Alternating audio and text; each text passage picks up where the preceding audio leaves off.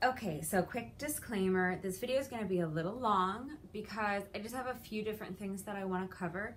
So I'm going to first tell you what's in the video, and then if you're watching this on YouTube, look at the description box below the video because I'll tell you where each section starts, just so that if you're not interested in watching the whole thing, but you are interested in a certain part, that you can just watch that part. So first, I just want to talk about my new little mini fitness challenge for April. It's going to be a little bit different than the previous ones because I just kind of decided after April already started that I wanted to do it. So I'm going to tell you about that first. I'll tell you about that in just a second. Then I wanted to tell you about upcoming challenges because I do have ideas for upcoming fitness challenge, but that probably won't be for a few months. But before that, I'll probably do a challenge of a different kind. So I'm going to tell you about that. And then I just had another little weird thing that I wanted to share with you. I have to say a sad goodbye today, so just wanted to share that as well. And I think that's it. So that's what's going to be in the video, those three things basically. Okay, so first of all, let me talk about the April Fitness Challenge, which is going to be different than the others. So we've done January, February, and March. We've done fitness challenges, and I've made a bunch of new workouts and posted them on YouTube, and we've been doing high intensity workouts every day. So this one's going to be a little different. I'm not going to be making any videos. This is just because this is something that I decided I wanted to do, so I thought why not invite it, share it with everyone what I'm doing, and just invite you to do it with me. So basically it's going to be a push-up challenge, push-ups and cardio, just to kind of have something additional in there besides the push-ups. And it's because I used to be really good at push-ups, and I'm not anymore, as I'm struggling to get back into shape. I'm really lagging behind with my push-ups, and I want to get better. I want to get stronger at push-ups. So I'm going to really take this month of April to focus on that, to focus on improving on my push-ups. So here's the way the challenge is going to work. I know it's already started. This is April 3rd already. So, but we're just going to start it, we're just going to jump in now. So this first week of April, I am going to be doing 25 push-ups every day. And then in addition to that, I'm going to do 25 minutes of cardio, either a jump rope or hop on the exercise bike or go for a run or something like that. Any kind of cardio that you want, but 25 minutes. And that's going to be for the whole week. I'm not going to schedule like what days to do the push-ups and cardio and what days to rest. I'm just going to say each week 5 to 7 days. So you can either do it every day and not take any rest, or you can do it, 5 or 6 days a week, but minimum of 5. So let's say 5 to 7 days of each week this is going to go. So week 1, 25 push-ups, 25 minutes of cardio. For week 2, let's do 50 push-ups and 20 minutes of cardio. And I'm going to make a calendar like I've been making on Google Calendars so that you can follow along. So it's really easy. If you download the app, it's like super easy. But yeah, I'll share the link for the calendar as well. I'll work on that later today, and I'll share it as soon as it's ready, just so you can follow along and it's easier. So week 2, 50 push-ups every day, 5 to 7 days a week, and 20 minutes of cardio. Week 3, we're going to do 75 push-ups each day for 5 to 7 days, and 15 minutes of additional cardio on top of that. And then week 4, we're going to be doing 100 push-ups every day, minimum of 100 push-ups every day, and minimum 10 minutes of cardio added on to that. So that's the challenge in a nutshell. Now here's how it works, like the rules or whatever, how I'm going to be doing it. On certain days, I will be doing my workouts in addition to the challenge. So in this first week, when I'm only doing 25 push-ups, that's going to be in addition to whatever I do. So for example, if I do, so let's say today I do a 15-minute workout, and during the course of that 15-minute workout, I complete 40 push-ups. I would then, after the workout's over, or at some point during the day, do an additional 25 because it's only 25. I would do those in addition too. And then say tomorrow I take a rest day and I don't work out, then I would just do my 25 push-ups. So it depends. You can work it in however you want. So if you want to do this challenge, but you're doing a workout today, and during the course of that workout, you're going to do 80 push-ups, and you're like, well, I already did way more than my 25 then, and you don't want to do any more, that's up to you. So I'm really leaving it to your discretion because I'm going to kind of leave it to mine. I think I'm just going to make sure that I do the minimum of that number each day. But for this first week, since it's only 25, I would probably do them in addition to. By week 4, when we're doing 100 push-ups, again, it's up to you. So what I will probably do is when I choose my workouts for that week, I will probably choose workouts that do not have push-ups in them. And then I'll just do my push-ups separately. But again, so let's go back to our example. Let's say you do a 15-minute workout. You've completed 40 push-ups in that workout. Then when you're done, you can just do 60 push-ups, and that way you've done 100 for the whole day. So there's a lot of discretion. My thing would be just make sure that you're doing at least just a minimum of the push-ups, whatever amount we're doing that week. Just make sure that you're doing the minimum of that many for the day. So hopefully that all makes sense. And then for your cardio, yeah, you can do, it can be whatever you want, any type of cardio. And if you even want to count your workout, like let's say week 4, you do 100 push-ups, and then for your 10 minutes of cardio, you pick like one of the 10-minute workouts that were part of last month's challenge. Or I have a whole playlist of 10-minute workouts on my YouTube page. You can pick any of those and call that your cardio. I'm fine with that. So it's really kind of a, loosely structured challenge. Because it's just a little mini challenge, just a little something extra to do so that we make sure we're doing something this month, so that I make sure I'm doing something this month. Because making these challenges and sharing them, it kind of helps me hold myself accountable. So it's as much for me as for anything, but I like to share it. Now, as far as the 100 push-ups, if that seems completely overwhelming and you're like, there's no way I could do 100 push-ups, you don't have to do them all at once. And wherever you draw that line, wherever it starts to get too challenging to do them all in like one time, like even if, say, doing your 25, you have to stop and take breaks, but you can kind of do them all at once. But then once you get to 50, you can't do them all at once. It's fine. You can break them up throughout the day. So you can get up in the morning, roll out of bed, and do 10 push-ups. And then, have your breakfast, take a walk, have your shower, whatever you want to do, and then before you leave for work. Sorry, I live right by the airport, so there's going to be planes flying overhead while I'm talking. I'll just talk louder when they're flying.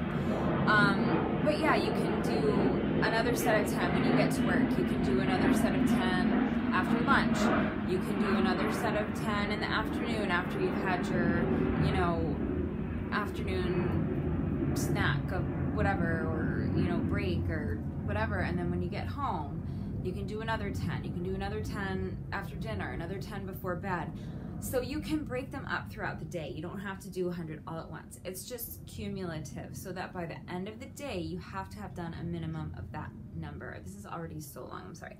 This is such a simple challenge, and I've talked so long to explain it, so I think everyone's got it now. I'll stop talking about the April challenge because everyone's got that. So what did I want to talk about next? Oh, the upcoming challenges. Okay. So my next challenge is not quite ready yet, but I know what it's going to be. So I'll share that with you as soon as I have it. I will let you know that it's not going to be a fitness challenge per se, unless you wanted to cast a really, really wide net, because it actually is a challenge that is I think, going to stimulate your mental and your emotional fitness and well-being. So in that very esoteric sense, it could be, you can make an argument that it's a fitness challenge, but we're not going to be doing any push-ups or anything like that, or any burpees as part of the challenge. There will be no running as part of the challenge. But that's coming up. That will hopefully be ready by May, but maybe not until June because it's going to be kind of a lot of work to put together. And then after that, I don't know exactly when it'll be, maybe June or July or something, but I do know what the next fitness challenge is going to be, and I'm going to tell you about it right now. So if you don't need to hear about that right now and you can wait to hear about it, you can skip to the next part of the video or stop watching or whatever. So the next fitness challenge, whenever that is, a couple of months from now, is going to be a no excuses challenge. And what that means is that all of those excuses that you might have why you can't do the workouts, we're going to face them head on, and we're going to solve them. We're going to solve these problems. We're going to tackle these obstacles that are standing in your way of doing the workouts, and we will conquer them. So there will be no excuses left. There's going to be no reason why you can't do these workouts with me. So for example, I don't have time. Well, first of all, I have tons of 5-minute workouts on my YouTube channel, and they're all nice and neatly organized on a playlist of 5-minute workouts. So that excuse already doesn't fly with me. But I may even take a longer workout and just shorten it so that we have a couple of options. So what I'm going to be doing is reworking workouts that already exist and that are already on my channel. I'm going to be reworking them. So I'm going to take, okay, so take this workout, for example. Well, I can't do that workout because I don't have a dip bar. Okay, well, then we're going to take those exercises where I'm using my dip bar that you don't have, and I'm going to rework everything, rework those exercises to show you how you can do them. I live in an apartment, and I have a neighbor below me, so I can't be jumping around. Okay, well, then we'll pick one of my older workouts where I'm doing a lot of jumping around, and we'll rework it. We will attack that problem and we will solve it. And I will show you that you can do the workout, even with a neighbor, even with a very cranky neighbor living below you who doesn't like you to make any noise. We will come up with a silent version of that workout for you. So all these different kinds of excuses that might stand in your way, that's going to be the concept for the next challenge. No excuses. So I think that one's going to be really fun, but it is going to be kind of a lot of work to put together because I'm going to have to go back and look through all the old workouts and choose ones that might present an obstacle for a lot of people and then rework them. And so I have to figure out exactly how that's going to work, but that's what's the next fitness challenge is going to be. So if there are any of my older workouts that you maybe wanted to do but felt that you couldn't for whatever reason, please contact me and let me know. And then that would be, obviously I will pick that one, I will solve the problem, and I will rework it. I will redo the workout and make a new video showing you how you can do it. Okay, so those were the two main things I wanted to talk about. I think the last thing I wanted to do was this, because I'm so weird. Oh my gosh. So here's the thing. This is so silly, but I have to do this because I'm just weird and I had to share this with you guys. So I have to say a very sad goodbye today.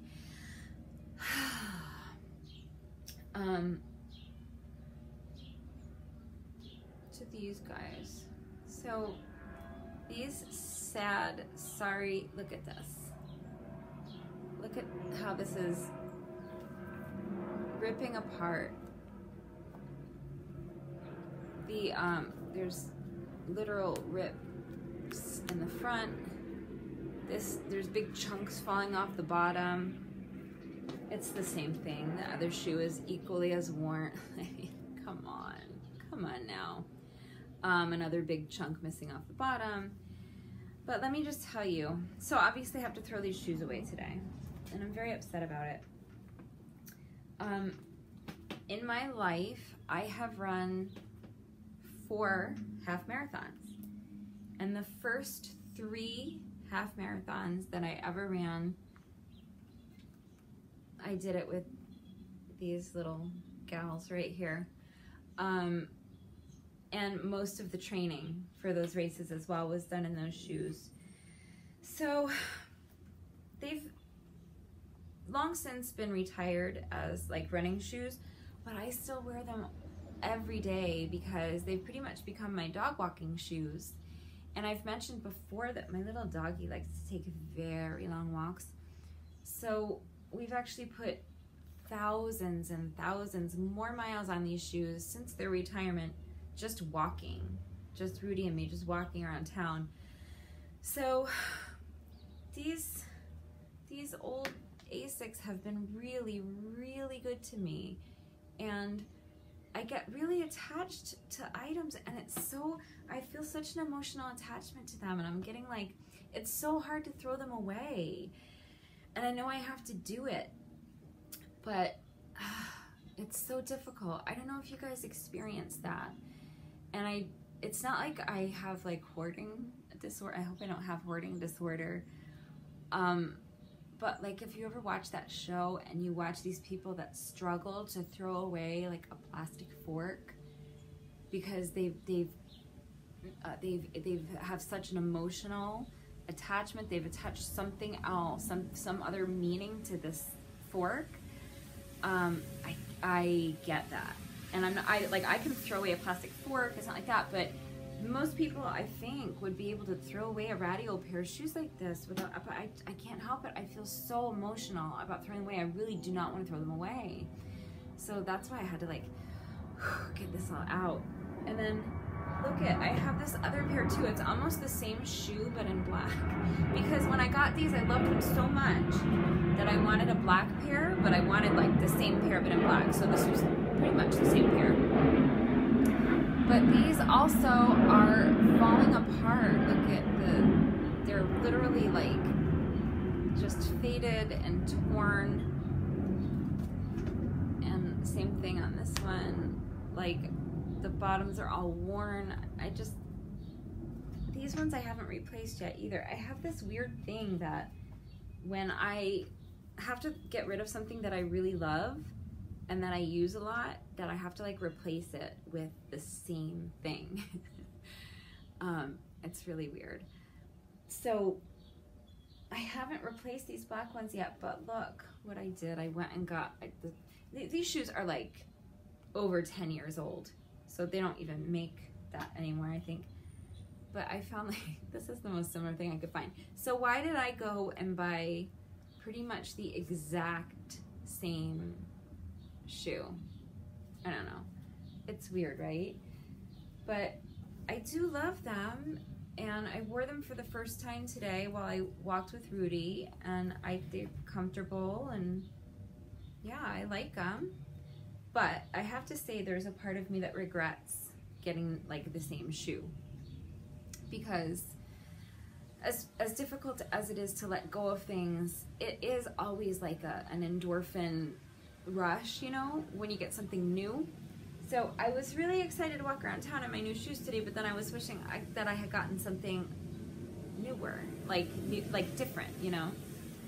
So anyway, like I said, I have to throw the black ones away too, and I haven't replaced these yet. So there's a pair that I already have my eye on that I'll probably replace these with, because I do want a black pair, and I do have to get rid of these. So I need to get a black pair, but I'm not going to get the same, like I'm going to get something different to replace these. And then I'm going to cry when I have to throw these in the trash. So that's my sad goodbye. And I know that's a little weird, but I know there are people out there that can identify. So as long as I'm showing you new stuff, I want to show you these cute little trail runners that I got for my birthday a couple months ago. So I have a pair of hiking shoes that I wear all the time for all my hikes, and they're fine. But when I'm coming down, there's one hike where it's really steep, and then when I'm coming down the mountain, I always notice that I start to get a little blister in the same spot. And so these ones I got, they say barefoot, but I don't know a lot about it, but from like everything I was reading, they're not technically barefoot, but they say barefoot on them, but I don't think they really are. But what I like about them is, first, they're super comfortable. They're cute. First of all, they're adorable. They're super comfortable, and they have this, like, they're slip-on, which I love. I don't have to deal with laces. But they have this really wide toe box, which I never thought I needed, but I'm thinking, so far I've only had a chance to wear these, like, around town and, like, walk my dog in them a few times. I haven't had a chance to go on a real hike with them yet. So I'm really looking forward to wearing them on a really tough hike and seeing how they feel and seeing how my feet feel afterwards. But I don't know, since I was sharing, I thought I would share because I think they're adorable, right? They're really cute. I love the color. I love the way they look. And I love that they're kind of minimal. So anyway, those are my old shoes that had to be thrown away, and those are my new shoes that I'm excited about. So I think that's it. I think that's all I wanted to talk about. And this is, I told you it was going to be really long. This is already over 20 minutes. That's why I keep, like, peeking up at the time ticking by while I babble. So I'm going to wrap it up. Before I go, I just want to say a quick thank you again to everyone who's been doing the challenges with me. Thank you. You guys are amazing. So thank you for the support. Thank you for the likes. Thank you for the comments. Thank you for doing the workouts. There's so many. It's all the rain that we had this year. There's like so many bugs this spring. There's just like stuff flying everywhere. Anyway, focus. Okay, I'm wrapping it up. I just wanted to say thank you. Thank you for doing the workouts with me. Thank you for checking in with me and letting me know what you thought of them. Thank you for your donations. You're so generous. You guys are amazing. So thank you for that. And I hope you do the little mini fitness challenge, the little April challenge, and then I hope you're looking forward to the upcoming challenges that I'm doing as well. And I will let you know more about those as the challenges themselves are actually ready.